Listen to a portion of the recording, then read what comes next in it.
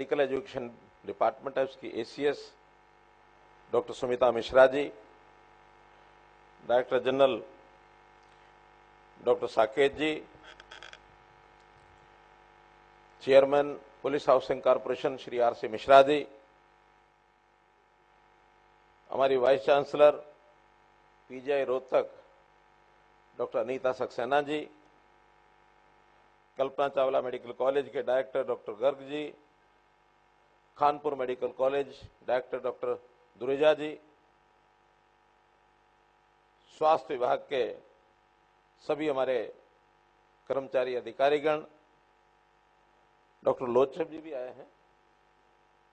Doctor Lochab Rohtak से हमारे director, उपस्थित सभी नगर के हमारे प्रतिष्ठित नागरिकगण, अपने इस मेडिकल कॉलेज के हमारे छात्र छात्राओं, उपस्थित बंधुओं, पत्रकार छायाकार मित्रों, बहुत ही एक सुंदर अवसर मैं आज देख रहा हूं कि हमारा जो मेडिकल एजुकेशन का विभाग है निरंतर बहुत तेज गति से आगे बढ़ रहा है। ये बात ठीक है कि हमने 2015 में एक टारगेट अपने सामने रखा था कि हमारे डॉक्टर्स की संख्या हरियाणा में बहुत कम है और इन डॉक्टर्स की संख्या यदि बढ़ानी है तो स्वाभाविक है मेडिकल कॉलेजेस की संख्या बढ़ानी पड़ेगी। कुछ अन्य प्रांतों का अध्ययन किया, बड़ी मात्रा में मेडिकल कॉलेजेस खास करके कर्नाटक में आबादी के हिसाब से, जिलों के हिसाब से सबसे ज्यादा मेडिकल कॉलेज, चाहे वो सरकारी हो अथवा प्राइवेट हो, ये हमको देखने को मिले। उस बात को ध्यान में रखते हुए कि क्या हम हर जिले में एक मेडिकल कॉलेज नहीं बना सकते, मन ने उत्तर दिया कि हाँ बना सकते हैं। तो हमने घोषणा कर दी कि हरियाणा में आने वाले समय में हर जिले में मेडिकल कॉलेज होगा। और मुझे बताते हुए हर्ष हो रहा है कि आज 12 जिलों में मेडिकल कॉलेजेस काम कर रहे हैं। एक जिले में हमारा अपना मेडिकल कॉलेज तो नहीं, लेकिन एम्स, गवर्नमेंट ऑफ इंडिया के द्वारा जो 22वां एम्स देश का, वो प्रधानमंत्री जी ने अभी रेवाड़ी जिले में उसका शिलान्यास किया है। 9 अन्य जिलों में हमारे अपने मेडिकल कॉलेजेस वो प्रक्रियाधीन आ गए हैं। कहीं निर्माण शुरू हो गया है, कहीं शिलान्यास हो गया है, कहीं जमीन को चिन्हित करके उसको ले लिया गया है। 3 अभी कॉलेज ऐसे हैं जमीन ले ली गई है और वहां शिलान्यास अभी संभव हुआ तो आचार संहिता लगने से पहले, और नहीं तो उसके तुरंत बाद ये शिलान्यास भी हो जाएंगे और आने वाले 2030 तक हर एक जिले का कोई ना कोई एक मेडिकल कॉलेज और वो क्रियान्वयन हो जाएगा, उसमें एडमिशन प्रारंभ हो जाएंगे। अभी 2014 में जब हमने सत्ता संभाली उस समय 750 MBBS के एडमिशन होते थे, जितने भी मेडिकल कॉलेज शायद 5 या 6 चलते थे, जो आज उसका 3 गुना 2100 सीटों पर अब एडमिशन होता है। 2150 सीटों पर इस वर्ष का जो एडमिशन हो रहा है। और 2030 में जब सभी मेडिकल कॉलेज के एडमिशन हो जाएंगे तो 750 से 5 गुना यानी 3600 के लगभग ऐसी MBBS के स्टूडेंट्स का एडमिशन उस समय होगा। और जो 3600 होगा, हमें हर साल यदि 2000 डॉक्टर पढ़ लिख करके हरियाणा में भी काम करने लग जाए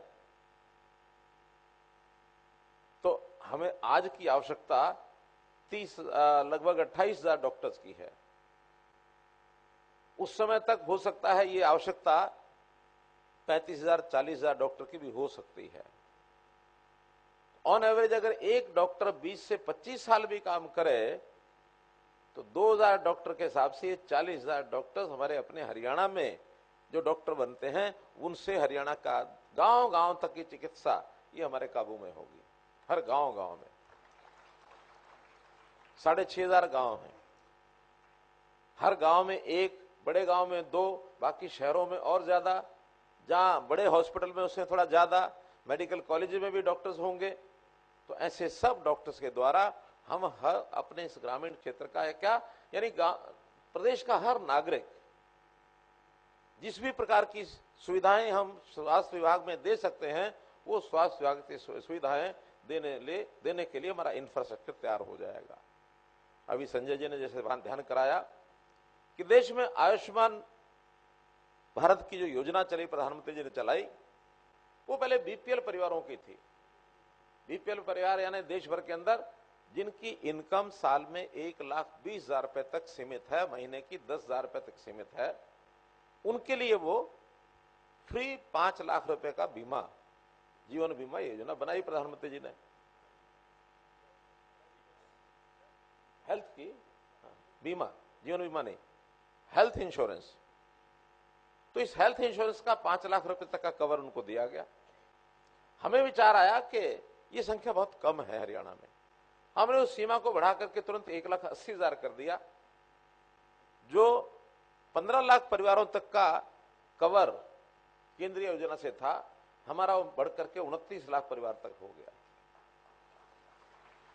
बाद में विचार आया कि इसको और बढ़ाया जाए, तो पिछले वर्ष हमने उसको 3 लाख रुपए की इनकम तक एक मामूली 1,500 रुपए का प्रीमियम लेकर के साल का उसको बढ़ाया, तो उसमें 7 लाख परिवार और जुड़ गए, वो 36 लाख परिवार हो गए।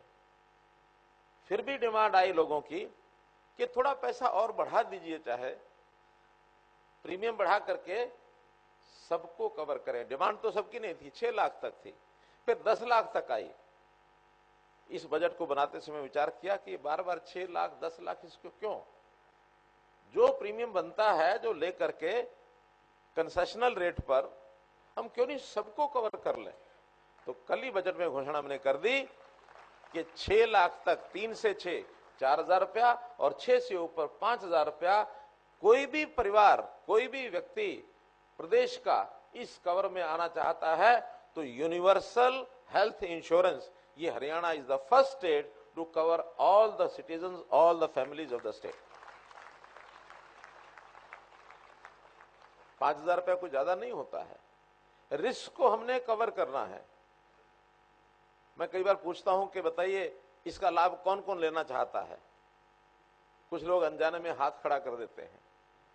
मैंने कहा लाभ कब मिलेगा, पहले बीमार होना पड़ेगा, फिर इलाज कराना पड़ेगा, फिर लाभ मिलेगा।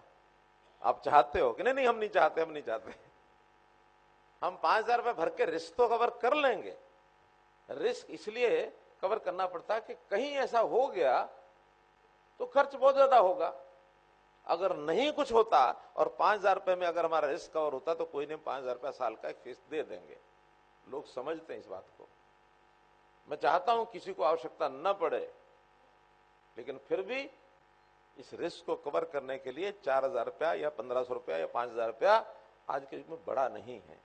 जो कंपनीज भी इंश्योरेंस करती हैं वो भी एक इंडिविजुअल फैमिली का आज 12 से 15,000 रुपया उनका लगता है, और हमने उसको 5,000 में कवर किया है। तो इससे बड़ी सुविधा मुझे लगता है हेल्थ इंश्योरेंस के कवरेज में, और इससे ज्यादा अभी नहीं बन सकती। ये हेल्थ कवरेज इंश्योरेंस सबसे बड़ी है। तो मित्रों, जैसा आज बताया गया कि 2 जगह पर तो हमने, क्योंकि ये भी घोषणा की थी कि हर जिला केंद्र पर जो बड़े हॉस्पिटल हैं या मेडिकल कॉलेजेस हैं, प्राइवेट वार्ड ये जरूर होने चाहिए।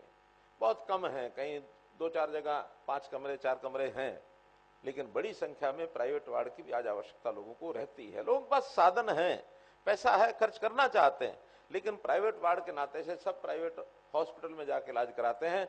सरकारी में प्राइवेट वार्ड होना चाहिए। तो ऐसे 2 जगह प्राइवेट वार्ड, एक रोहतक पीजीआई में और दूसरा कल्पना चावला नहीं कुटेल में।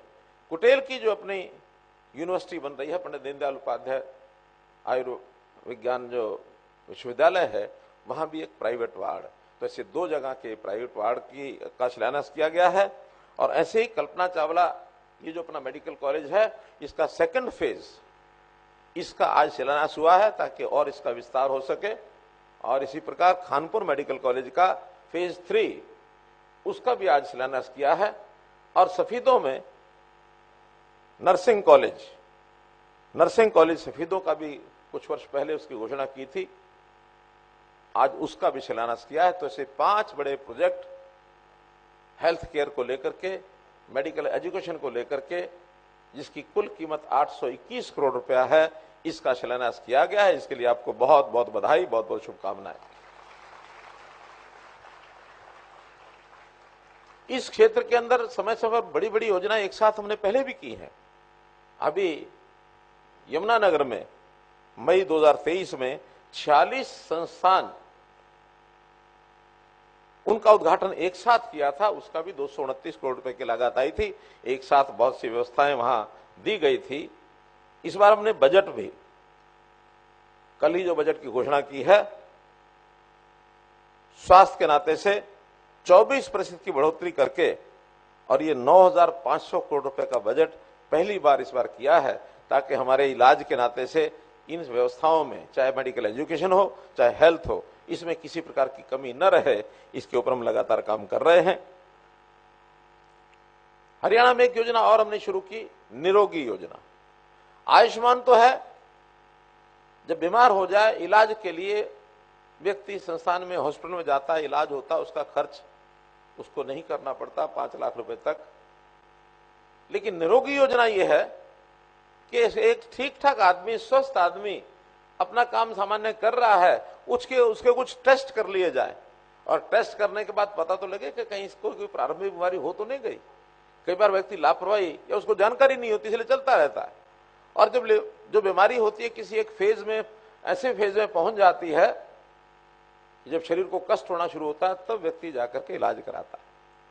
तो हमने ये भी अब शुरू किया कि इस 2 वर्ष के अंदर प्रदेश के हर नागरिक का, पहले गरीब नागरिक, उसके बाद सामान्य नागरिक की, सब उनका ये टेस्ट ये करवाया जाएगा। अभी तक कुल मिलाकर 2,26,00,000 लैब टेस्ट, व्यक्तियों की कितनी संख्या है ये तो इसमें मेरे पास नहीं है, लेकिन इतने टेस्ट हमारे लैब्स ने, सरकारी हो चाहे प्राइवेट हो, वो किए जा चुके हैं। और उसका एक डाटा ये भी हम प्रिजर्व करते हैं कि उस डाटा के आधार पर उसका इलाज भी आगे कोई डॉक्टर करना चाहे तो कर सके। उसका एक डाटा बैंक, एक कार्ड इस रास्ते से बनाया जाता है। मैं बड़ा हैरान हुआ कि 17,000 बच्चे ऐसे निकले हैं 0 से 6 साल के, जिनको कोई ना कोई छोटी मोटी कमी ये ध्यान में आई है। उन सब 17,000 की जो प्रारंभिक उनकी आवश्यकता है उसके इलाज की, उसके शरीर के नाते से कोई कमी, उसको दूर करने के लिए उनको एडवाइस कर दिया गया है। तो बच्चे भी अगर प्रारंभिक स्टेज में अगर नहीं ध्यान करेंगे तो आगे चल करके उनका जो ग्रोथ है वो रुक जाएगा, कद छोटा रह जाएगा, वजन कम हो जाएगा, किसी बीमारी से ग्रसित होकर के कोई उसकी पीड़ा बाद में होगी। तो इसलिए nip the evil in the bud, अगर ये हम सिद्धांत अपनाएंगे तो स्वस्थ रहने के लिए हम आगे बढ़ेंगे। हमने बीमारी का इलाज, हमारी जो एलोपैथी साइंस है बहुत तरक्की कर गई, बहुत आगे तक बढ़ गई है, चाहे मेडिसिन हो चाहे सर्जरी हो। लेकिन बंधुओं, एक विधि अपने देश की प्राचीन विधि, वो है आयुर्वेद। आयुर्वेद में भी हमने बहुत प्रगति की है। आयुर्वेदिक का मूल मंत्र होता है कि उसको निषेधात्मक चीजों का ज्ञान होना चाहिए व्यक्ति को, ये चीज करनी है, ये नहीं करनी है। व्यक्ति स्वस्थ कैसे बना रहे, वो स्वस्थ कैसे रहे, बीमार न पड़े, इसके लिए आयुर्वेद विधि को भी, देश की प्राचीन विधि है, इसको में आगे बढ़ा रहे हैं। अभी अभी कल ही हमने घोषणा की है कि गांव-गांव में जो व्यायामशालाएं हमारे यहां जो बनी हैं, उन व्यायामशालाओं के साथ एक 3 कमरे का छोटा सेट बना करके वेलनेस सेंटर, उस वेलनेस सेंटर में जो आयुष्मान, जो हमारे योग सहायक है, उन योग सहायकों को और कुछ नहीं तो डाइटिशियन का एक कोर्स करा करके, जैसे हमारी नानी दादी पहले बताया करती थी कि बेटा ये खाना, ये नहीं खाना, इसके ये खा करके इसके बाद ये नहीं खाना है, ये परहेज रखे जाते थे। आज हम सब परहेज भूल गए हैं। आज तो सायकाल दही भी खाएंगे, उसके बाद फिर दूध भी पी लेंगे। अब ये दाल कौन सी खानी है, उसके बाद दूध कौन सा पीना, पानी कम पीना का ज्यादा पीना, खाने से पहले पीना के बीच में पीना के बाद में पीना, इनका चीजों का शरीर पर असर होता है। आपने गर्मी में क्या खाना है, सर्दी में क्या खाना है, वर्षा में क्या खाना है। पुराने समय में वर्षा में तली हुई चीजें खाई जाती थी, गुलगुले बनाते थे, पकोड़े बनाते थे, पूड़े बनाते थे। क्यों? क्योंकि वर्षा के दिनों में फफूंद लगता है खाने में। अगर तल के चीज खाएंगे तो फफूंद नहीं लगेगा। बरसात के दिनों में पेचिस बहुत ज्यादा क्यों होता लोगों को? अब मैं कोई डॉक्टर नहीं हूं, लेकिन मैं तो वही पुरानी सुनी सुनाई बातें बता रहा हूं। वो उस समय की परंपराएं बन गई थी। ये नवरात्रे शुरू हुए अप्रैल में, इसलिए शुरू हुए कि नया अनाज जो गेहूं आता है, उस नए अनाज को ठीक से पहले धोना, सुखाना, फिर उसको, क्योंकि नया अनाज का जो खाना होता है वो एकदम पेट को सूटेबल नहीं होता है। शरीर हमारा ठीक रहे, 9 दिन का व्रत ये रखने का अभ्यास उस समय था। ये सारी आयुर्वेदिक पद्धतियां, जड़ी बूटियां, उसका उपयोग, हल्दी का उपयोग क्या करना है, काली मिर्च का उपयोग क्या करना है, काले नमक का उपयोग क्या करना है, अब ये विधि भूल गए हैं सर। तो ऐसे डाइटिशियंस को इस प्रकार की सारी चीजों का बता करके, और वो गांव गांव में योग भी कराएं। सुबह 3 घंटे 4 घंटे योग करा सकते, बाद में 3 घंटे 4 घंटे वहां बैठ करके गांव के लोगों को जो पूछने के लिए आएगा सामान्यतः उनको बताना, इकट्ठे करना, उनको समझाना कि खाने पीने में ये चीज का उपयोग करो, ये नहीं करो। आज हमारा खाना पीना दूषित, कुछ तो अनाज दूषित, कुछ खाने पीने का प्रकार वो बेढंगा, और फिर कुछ जगह आते जो लग गई उल्टा सीधा पीना, उल्टा सीधा खाना। आप समझ गए होंगे, उससे शरीर बिगड़ते हैं, मन, बुद्धि, मस्तिष्क सब बिगड़ता है। तो इन चीजों का भी ध्यान रखने के लिए हमको इसी विज्ञान के माध्यम से प्रयत्न करना पड़ेगा, लोगों को बताना पड़ेगा, लोग स्वस्थ रहें। एक ने मुझे कहा कि आपका बजट बहुत बढ़ जाएगा, इस आयुर्वेद को आप आगे बढ़ाएंगे, आप वेलनेस सेंटर खोलेंगे, आप आयुष्मान के ये आप आयुर्वेद के तरीके से चलेंगे, योग के तरीके से, बजट तो बहुत बढ़ जाएगा। मैंने कहा हाँ बढ़ेगा, लेकिन मेरा बजट कम भी हो जाएगा। कम कहाँ होगा? लोग यदि बीमार नहीं होंगे तो मुझे अस्पताल में, मुझे मेडिकल साइड में उधर खर्च कम करना पड़ेगा। अगर ये स्वस्थ रहते हैं तो व्यक्ति के जीवन के जो कई साल खराब हो जाता है बीमारी कारण से, उसका शरीर जब अस्वस्थ होता है, उसके कितने दिन साल में बचेंगे कि स्वस्थ रह करके काम अच्छा करेगा। तो सामाजिक लाभ जिसकी बात हो रही है, सामाजिक लाभ इस प्रकार से भी गिनना पड़ता है, हर चीज पैसे से नहीं ली जाती। तो हम लोग इस व्यवस्था को ठीक करने के लिए आगे बढ़ रहे हैं, चाहे वो जो विषय है प्रिवेंटिव हो या क्योरेबल हो, इन सब चीजों को लेकर के हमारी ये जो विधि है, चाहे वो आयुर्वेद है, चाहे एलोपैथी है, चाहे उसके अंदर मेडिकल एजुकेशन है या हेल्थ सेक्टर है, इन सब पर पूरा बराबर ध्यान रखा हुआ है। यानी छोटे बच्चे से लेकर के और वृद्ध आयु तक के व्यक्ति का स्वास्थ्य कैसे अच्छा रहे, इन सब चीजों पर बहुत बारीकी से सोचकर हम आगे बढ़ रहे हैं।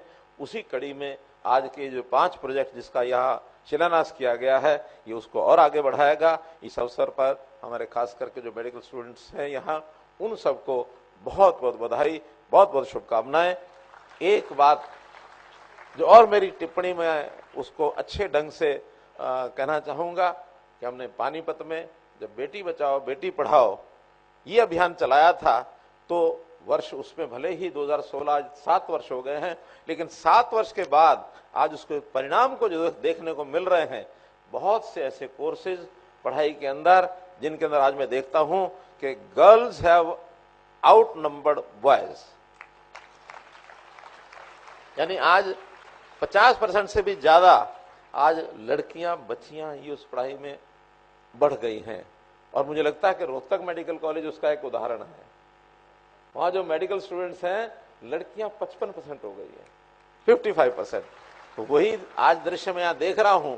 अब या तो जो मेरी बात है वही यहां लागू है, या फिर केवल उपस्थिति लड़कियों की ज्यादा दिख रही है, लड़कों की कम दिख रही है। जो भी हो, आपको बहुत बहुत बधाई, बहुत बहुत शुभकामनाएं। तो मेडिकल कॉलेज से बढ़ेगी डॉक्टरों की संख्या, ये बात मुख्यमंत्री मनोहर लाल ने अपने संबोधन में कही है। करनाल में मुख्यमंत्री मनोहर लाल ने संबोधित किया अपने गृह क्षेत्र करनाल के दौरे पर रहे। हरियाणा के हर जिले में मेडिकल कॉलेज होगा, ये बात कहते नजर आए मुख्यमंत्री मनोहर लाल। और साथ ही खान पान को लेकर भी बातचीत